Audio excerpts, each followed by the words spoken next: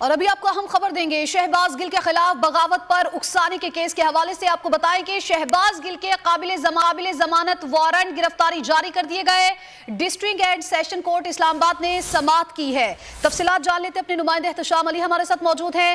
احتشام بتائیے گا سماعت میں کیا ریمارک سامنے آئے ہیں؟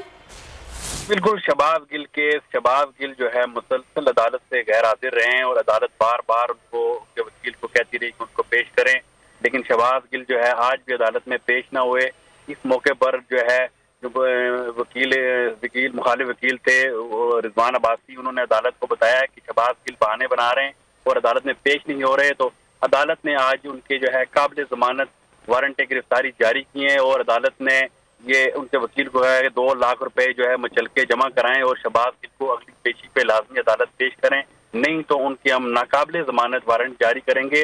میں آپ کو بتاتا چلوں کہ شہباز گل کی طرف سے ان کے وکیل نے عدالت کو بتایا کہ وہ بیمار ہیں اور سانس کی کوئی مسئلہ ہے، ان کی طبیعت جو ہے خراب ہے. شہباز گل بیمار ہے، اس وجہ سے وہ عدالت پیش نہیں ہو سکے. احتشام آپ کا بہت شکریہ، آپ نے ہمیں اپڈیٹ کیا.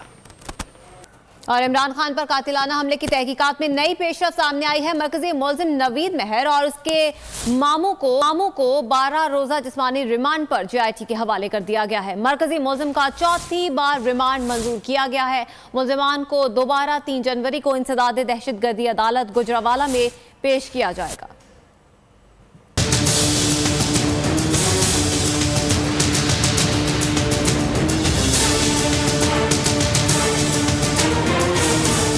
وزیر آباد میں عمران خان پر قاتلانہ حملے کی سازش کی تحقیقات میں تیزی. مرکزی ملزم کا 4تھی بار جسمانی ریمانڈ منظور. مرکزی ملزم نوید مہر اور اس کے